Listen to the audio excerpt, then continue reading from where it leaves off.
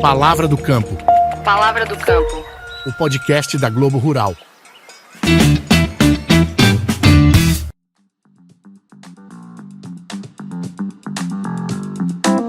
Olá a todos, eu sou o Danton Bottini Júnior. Está começando mais um Palavra do Campo. Quarto maior produtor de soja do Brasil, o Rio Grande do Sul vem enfrentando sucessivas perdas em função da oscilação no clima.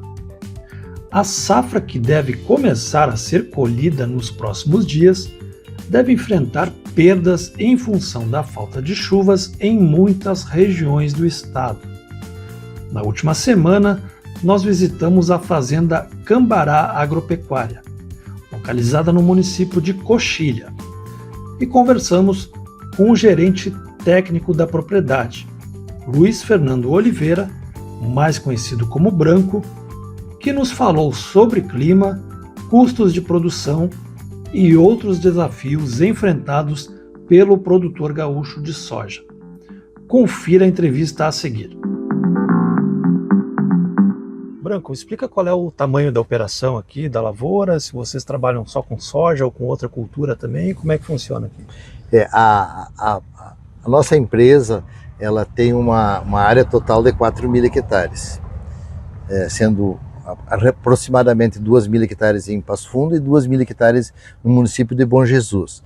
Lá em Bom Jesus é só pecuária. É uma região que ainda não temos assim investimentos em agricultura, então nós temos só pecuária. Nessa área daqui de 2.000 hectares, são 1.700 de lavoura. Essas 1.700 de lavoura, a cada ano se faz um planejamento e se distribui. Este ano foram 270 de milho e 1.300, arredondando aí, de soja. Bom, nós estamos gravando esse programa no dia 9 de março.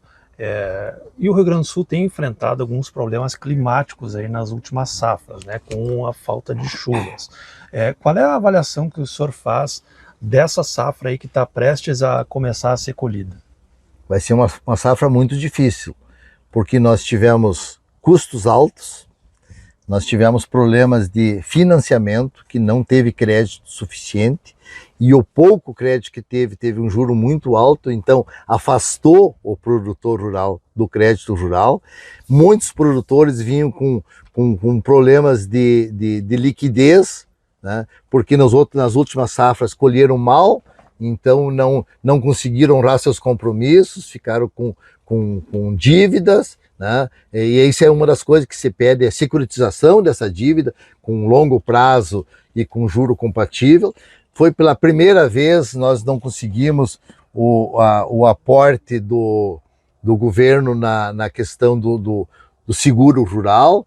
Então o produtor com dificuldades de crédito, com dificuldades de liquidez, ele fez uma agricultura assim bem sem investimentos, talvez protelando alguns investimentos, tipo correção do solo, melhoria na fertilidade, troca de às vezes uma máquina. Então é um ano assim bastante difícil. Então tivemos custos altos, né, com baixa tecnologia, e agora temos enfrentando o problema de preço, né? Na hora da colheita agora os preços assim estão assim muito abaixo do que se imaginava que tivesse um preço e do que o preço que foi o ano passado, né? Tanto estou falando em termos de quase todas as atividades, tá? O leite que o produtor está saindo da atividade, aquelas atividades que o agricultor consegue sair, ele está saindo. Só que é o cara que tem lavoura, tem funcionários, é uma empresa que tem funcionários, tem máquinas, tem lá sua terra,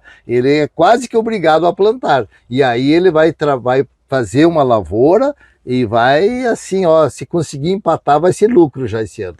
Pois é, o que eu ia lhe perguntar é esse cenário de custos em alta e preços em baixa, e essa questão, esse problema do seguro que o senhor falou também, isso afetou de alguma forma a estratégia de vocês? Sim, com certeza, com certeza. Nós mesmos assim, nós fizemos na hora de plantar, nós reduzimos a adubação em 20%.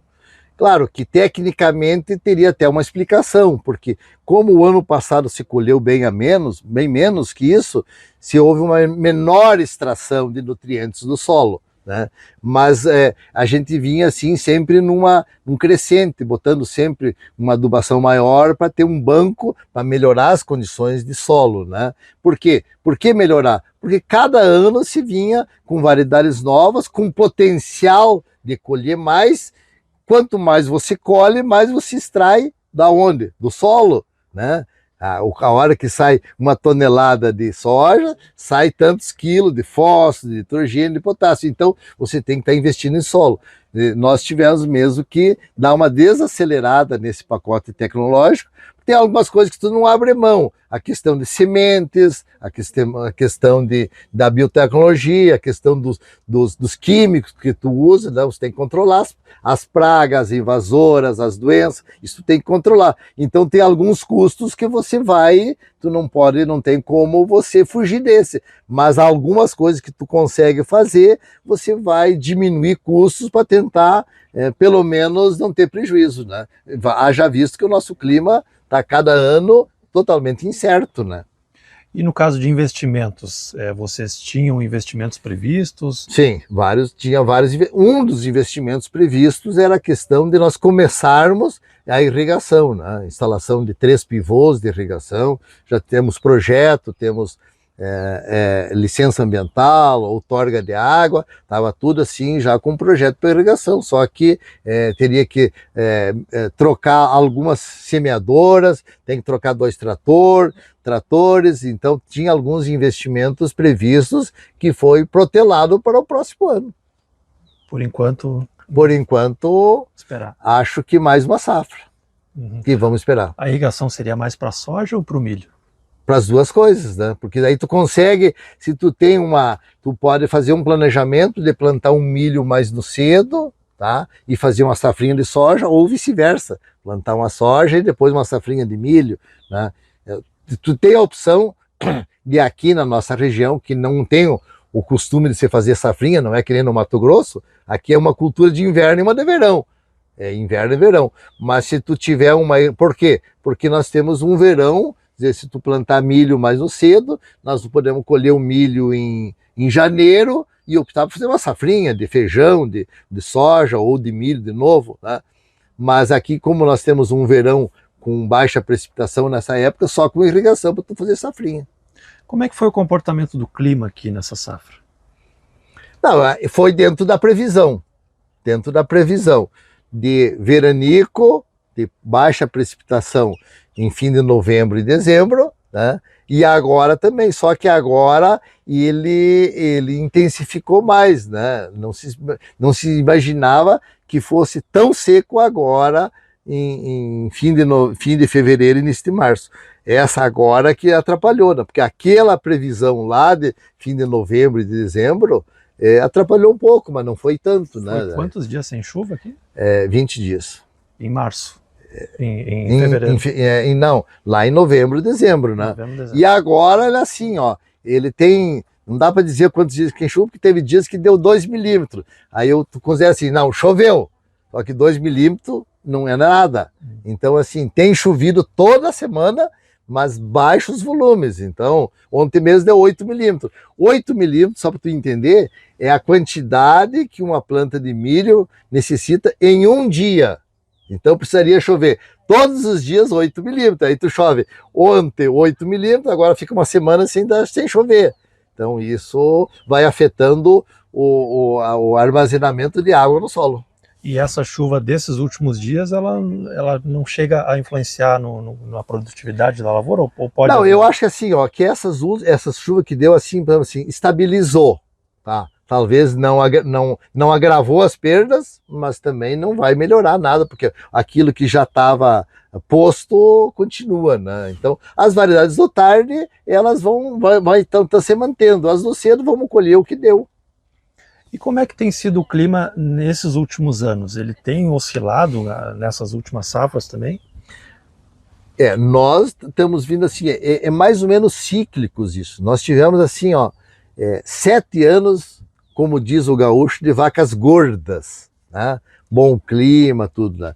E agora estamos assim já no 6º ano de vacas magras, né? Então ele é assim, não significa que é o aquecimento global, o que fatores e outras coisas. A gente imagina que assim é um ciclo, né? Eu pelo menos penso que é um ciclo da natureza, né? Vamos ter anos de chuva, mais calor, mais frio, ou outros anos assim, mas é ciclos, né? Então nós estamos esperando que agora, a partir da próxima, agora nós estamos em transição para o El Niño, e segundo os meteorologistas, assim, que nós tenhamos assim 5, 6 anos de clima bom. O senhor falou que tem algumas áreas já próximas de iniciar a colheita. Quanto que o senhor espera colher nessa safra? Essas variedades precoces, eu estou, pela avaliação, assim, uns 40 sacos por hectare. 35 a 40 nessas variedades precoces. Mas a ideia no início da safra era 65. Então vai haver uma queda grande. Grande. E nas outras variedades? Nas outras variedades eu ainda estou prevendo, estou ainda com a expectativa dos 65 sacos por hectare.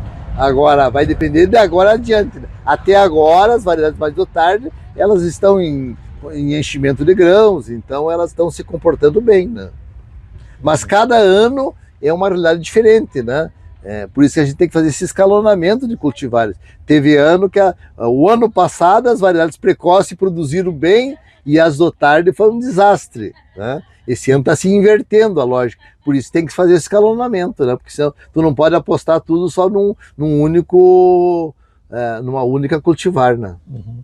O senhor falou ali no começo da questão da alta nos custos, né? Quais foram os itens que pesaram mais nessa safra? Os combustíveis aumentaram, né? Salário, energia elétrica aumentou bastante, que a gente usa no secador, usa no silo, né? Fertilizantes, né? É sempre um item que pesa muito no item, talvez é o dos itens que mais pesa, tá? No agro, é fertilizantes. Nós somos muito dependentes, né, de fertilizantes, e esse é um item que vem a cada ano, né, e sempre tem um fato novo, né? É a guerra da Ucrânia, né? Esse ano agora é a guerra do Irã, né? Sempre tem um fato novo, né? E nós sempre dependentes de fertilizantes, né? O Irã, que também é uma região produtora de ureia. Mas assim, não se sabe o que vai afetar. Quer dizer, não aconteceu nada até agora, ninguém está comprando ureia e já estão planejando. Nós vamos comprar ureia lá adiante, lá mês de agosto, setembro, até lá. O que vai acontecer? Não, é imprevisível, mas já está se falando nisso, né? Não sei quanto tempo que vai ficar esta guerra, todas essas questões, né? Então... E outro problema também que tem se falado nos últimos dias é a questão do diesel, né? Como é que isso está impactando aqui? O diesel sempre foi. O diesel, assim, nós temos vindo assim nós somos muito dependentes do diesel, porque para vir os insumos, tá? Vem de caminhão, nós não temos trem. Vem para nós exportar o nosso soja, para ir até o porto, vai de caminhão, né? Os tratores são movidos a diesel, né? Os caminhões, os pulverizadores, tudo é diesel, né? Então nós somos muito dependentes de diesel, e o diesel aqui teve períodos que o diesel estava mais caro que a gasolina. Eu até dizia assim, nós temos que voltar ao tempo de fabricar trator movido a gasolina e não a diesel, porque isso é uma coisa que não se concebe um insumo que é fundamental para toda a cadeia, né? Para a compra de insumos, para a produção, para a venda, para a exportação, o assalariado que tem o transporte urbano na cidade, pega o ônibus é movido a diesel, então o diesel ele teria que ter uma condição melhor, um preço melhor, o governo, a Petrobras, sei lá quem é que teria que olhar melhor isso. Ô Branco, se você pudesse resumir essa safra em uma frase, o que você diria? Foi uma safra que nós tínhamos uma grande expectativa e que realmente, mais uma vez, estamos frustrados por todas essas questões. Custo de produção, baixa produtividade, né, e preços baixos para vender. É uma safra que, mais uma vez, estamos marcando o passo. Nós tínhamos a expectativa de recuperar parte dos 6 anos de colheitas ruins. Pois é, até eu ia lhe perguntar, qual foi a última safra cheia que vocês tiveram? Não lembramos até. Eu acho assim, ó, talvez 6, 7 anos atrás, né? Então, assim, né? E aí chegou a ter uma produtividade de quanto, o senhor lembra, né? A realidade era outra, as variedades eram outras, a biotecnologia era outra, então a gente está num crescente. Eu olho assim, estou sempre comparando assim com os nossos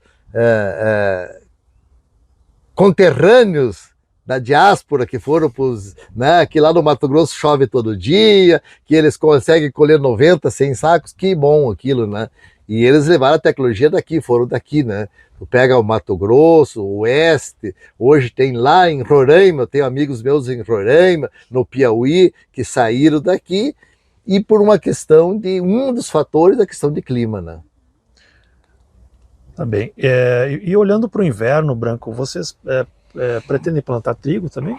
Não, trigo não. Esse ano nós não vamos plantar e muitos dos produtores vão reduzir a área por causa da previsão de El Niño. Então, aumenta a chuva, o trigo é uma cultura muito sensível a precipitações, né? A questão das doenças e tudo. Então vai haver, e outra questão é a questão preço. Hoje o preço do trigo, graças às importações, né, que importam, não baixa o preço do pão, dos nossos produtos, mas aí afeta a nossa produção, né? Então vai haver uma redução muito grande de área de trigo. Nós vamos plantar só aveia e canola esse ano. Tá bem, muito obrigado, Branco. Esse foi mais um Palavra do Campo, direto de Coxilha, no Rio Grande do Sul. O podcast Palavra do Campo é um oferecimento da revista Globo Rural. Curta, comente e compartilhe, e acompanhe nossos canais e nossas redes sociais.